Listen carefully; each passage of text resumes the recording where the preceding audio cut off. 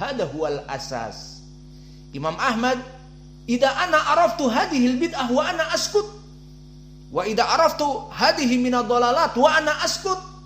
Al ulama yaskutun wa ana a'rif al haq min al batil.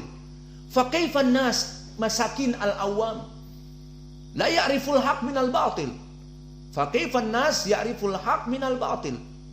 Maka jika kamu diam, kata Imam Ahmad, karena kamu tidak tahu, kamu orang awam sibuk dengan dunia kamu, dan aku sebagai alim ulama mengetahui ini adalah batil, maka harus aku menerangkan kepada umat kesalahan dakwah mereka, atau rawi yang dhaif, atau rawi yang bermasalah dari hafalannya, atau rawi yang mudallis, atau rawi-rawi yang kadzabin, pendusta, pemalsu hadis. Maka idza sakattu ana wa sakatta anta fa kaifa nas ya'riful haq minal batil. Jika aku diam dari orang ini, dari kelompok sesat ini, dan kalian pun diam dari orang ini dan kelompok sesat ini karena jahil, tidak berilmu, maka bagaimana manusia awam akan selamat dari kebid'ahan sufiyah, kebid'ahan syiah, kebid'ahan firaq ad-dhalah, agama-agama yang salah. Maka inilah asas limadal ulama al-jarh wa ta'dil yatakalamun. Kenapa Syekh kami Mukbil mencela asy-Syiah ar-Rafidhah seperti yang antum baca di kitab Akidah Syekh Mukbil? Kenapa? Karena alasan ini. Jika dia diam, idza sakata min azindani wa sakatun nas min azindani idan zindani alal haq wa hada huwa tawafa syekhuna alfain wa ba'da dhalik alfain asyarah yakumuna ahlul yaman ma'a azindani. Maka semuanya menjadi pendakwah-pendakwah kepada ikhwanil muslimin. Wa dakwah ikhwanil muslimin khawarij, khuruj anil hukam. Maka mereka keluar dari pemerintah yang sah.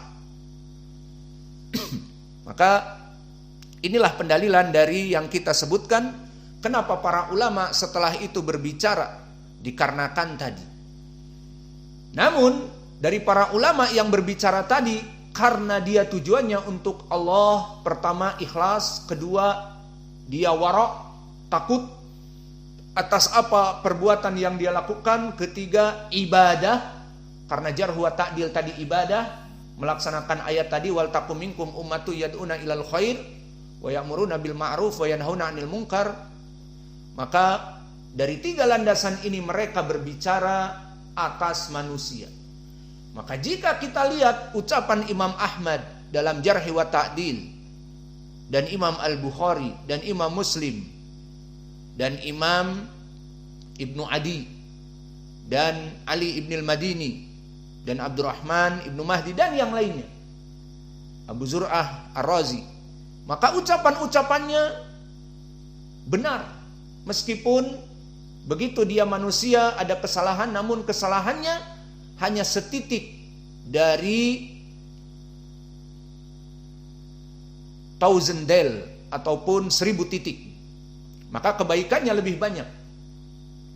Maka kenapa di sini? Karena mereka tadi takut dalam berbicara menjarah seseorang, menyebabkan nanti dia di hari akhirah akan menyerahkan dari salat-salatnya.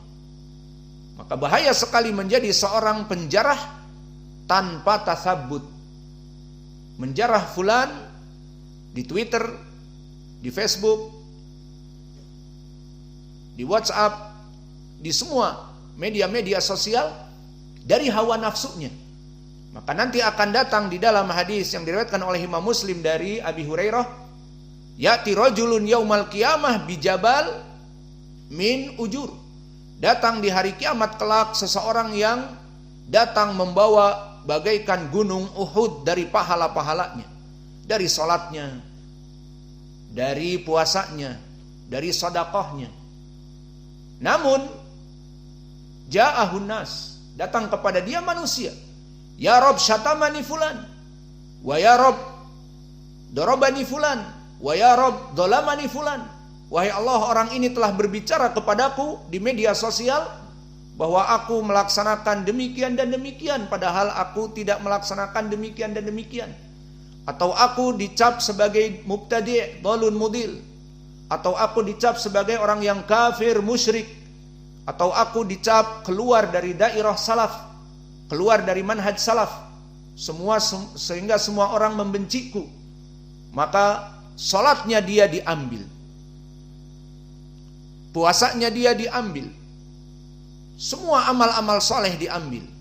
Walam yubki syai'an, karena dia dalam waktu 1 menit, 2 menit, bahkan 24 jam memburukkan saudaranya tanpa dalil, dibaca oleh orang-orang mungkin 1000, 2000. Jika dia memang tokoh yang populer, dia menulis di Twitter, dia menulis atau mengirim di Instagram dan di Telegram dan di media sosial, dalam beberapa waktu saja, 1 hari 24 jam di WhatsApp-nya status dibaca oleh ribuan. Maka ribuan orang ini semuanya mencela rawi ini atau orang yang dizalimi ini. Maka 1000 orang akan mensikapi buruk kepada rawi yang tidak tahu menahu ini. Akhirnya diberikan sholatnya, diberikan puasanya. Dulu dia ibadah capek, kemudian setelah itu diberikan begitu saja, bisabab al-ghibah. Faidan qala Rasulullah SAW walam yubki syai'an. Maka orang ini disebutkan oleh Nabi di pertanyaan, araftu manil muflis? Tahukah di antara kalian siapa orang yang muflis? Makna muflis adalah orang yang merugi di hari akhirat. Disebutkan orang yang datang dengan pahala yang besar bagaikan gunung Uhud, namun semuanya dibagikan kepada orang yang dia gibahi. Dia bicarakan tanpa dalil, tanpa kebenaran. Orang sunnah dianggap bid'ah, orang salafi dianggap bukan salafi, orang muslim dianggap kafir, orang tauhid, muwahhid dianggap musyrik. Maka di sini akhirnya diambil semuanya. Terus apakah setelah diambil semua pahalanya dia tidak mempunyai pahala sedikit pun? Selesai? Tidak. Karena orang ini banyak menulis keburukan tanpa dalil, akhirnya masih orang-orang datang kepadanya. Belum puas. Ya Rob syatamani fulan, ya Rob agtabani fulan. Wahai Allah, orang ini menggibahiku di depan orang-orang banyak. Dalam waktu 1 hari 2 hari saja, semua orang membaca dan semua orang membenciku. Akhirnya terus menerus orang ini dalam keadaan meminta-minta dan orang lain pun datang yang didolimi banyak. Maka dia sudah tidak mempunyai modal. Lalu apa? Orang yang mengadu ini untuk ridho diapakan? Fa'ukhidha min sayyi'atih faturiha ala hadha rajul. Diambil orang-orang yang mengadu tadi. Ya Rob, aku digibahi, aku disebut demikian dan demikian. Maka Allah memuaskan mereka dengan apa? Diambil dosa-dosanya, yang mana semua orang pada saat itu mempunyai dosa, dan dosanya akan ditimbang. Mana yang lebih berat, dosa yang buruk atau amalan yang baik yang lebih berat. Di sini kesempatan dia mengadu kepada Allah agar diambil dosa-dosanya. Maka terbayang diambil dosanya. Lalu apa? Turiha alaih, disimpankan kepada orang yang menggibahinya tadi. Sehingga terbayang ya ibadallah, orang-orang yang tukang menggibah, orang-orang yang suka membuat status mencela manusia tanpa dalil, itu di hari kiamat bisa jadi dia tidak mengamalkan amalan buruk, namun ketiban amalan buruk, bagaikan mendapatkan durian runtuh. Ya, itu durian enak dimakan. Ini dosa orang lain. Maka bisa jadi orang yang menggibahi mendapatkan dosa yang kita lakukan. Maka kita tidak lekang dari dosa. Antum sekarang belajar dengan kami bukan karena kita tidak berdosa, bahkan berdosa, namun Allah menutupi dosa-dosa kami. Nah, dosa-dosa kami ini akan diberikan kepada mereka jika amalan-amalan soleh yang menggibahi kita tidak punya modal lagi.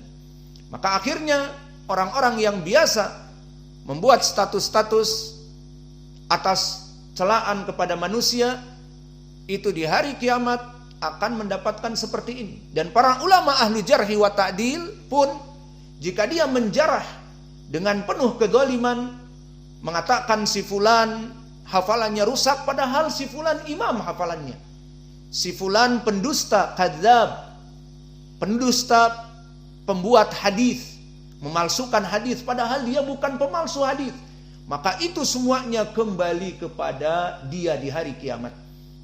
Maka jangan sembarangan untuk menjelekkan nama saudara-saudara kalian, karena akan berakibat buruk.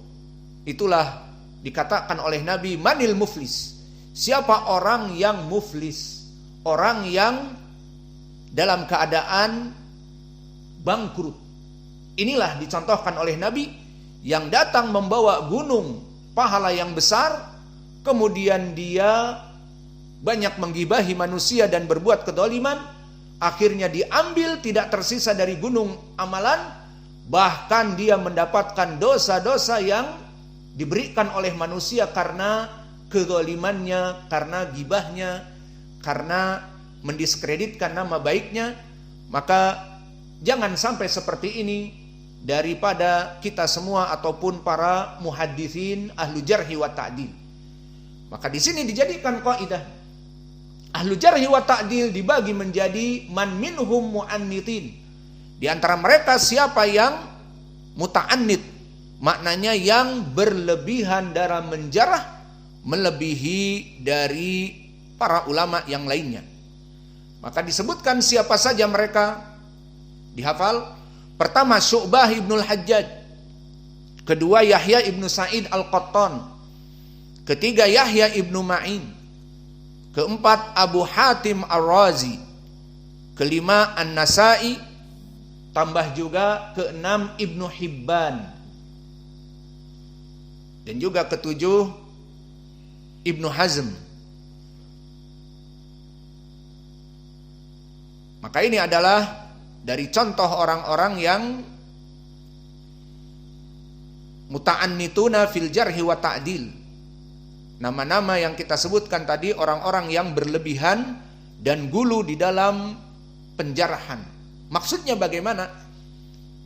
Mereka menjarah dari para rawi ataupun orang-orang yang hidup di zamannya, namun berlebihan jika dibandingkan para ulama yang lain. Maka bagaimana cara para ulama membagi fulan ini mutasyaddid dan fulan ini mutasahil? Yuqarinuh ma'a aqwal al ulama. Caranya dengan direkenkan, digandengkan dengan ucapan-ucapan para ulama yang lain, khosotan minal mu'tadilin, terutama orang-orang yang insaf, para ahli jarhi wa ta'dil yang mengucapkan dengan insaf. Baqiya soal, apa faidahnya mahwa an-natij au faidah bima'rifati fulan muta'annit fil jarhi wa ta'dil? Apa faidahnya mengetahui fulan mutasyaddid fil jarhi wa ta'dil? Intabihu uktubu.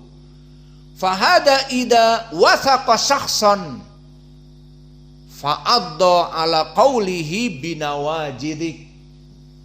Idan hadal mutasyaddid ida wathaqa syakhsan, orang-orang yang mutasyaddid tadi kemudian memuji. Nadribul mithal al mutasyaddid Syu'bah, Yahya ibnu Ma'in, Yahya ibnu Sa'id al-Qattan, An-Nasai, wa Ibnu Hibban. Idza haula yaqul fulan mahalu thiqah, au Abu Hatim kadalik fulan thiqah, maka di sini ucapan pensiqahannya hujjah yang kuat. Kenapa? Karena orang ini mutasyaddid, karena orang ini biasa menjarah keras. Di saat memuji, ucapannya diambil. Contohnya seperti orang yang bakhil. Orang ini bakhil, tidak pernah menginfakkan hartanya untuk yang lainnya, padahal dia mempunyai lebih. di saat dia menginfakkan hartanya. Maka apa kata orang? Masya Allah, alhamdulillah.